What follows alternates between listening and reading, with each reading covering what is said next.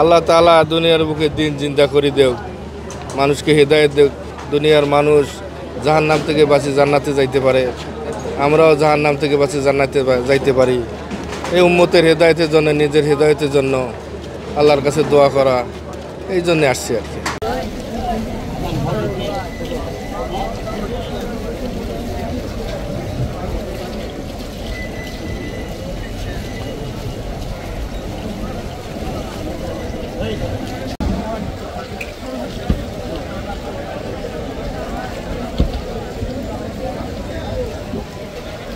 জি আলহামদুলিল্লাহ, আমি আসতেছি দীর্ঘ তাও 13-14 বছর হলো।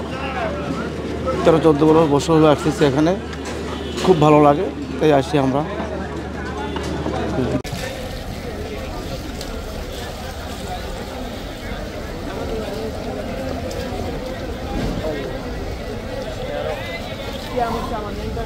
আমরা যে পরিমাণ দেখতে পাইতেছি মাঠ ভরে গেছে, তো আজকে বৃহস্পতিবার রাত্রে ইনশাল্লাহ, শুক্রবারে আশা করি ইনশাল্লাহ পুরো মাটি ভরে যাবে ইনশাল্লাহ।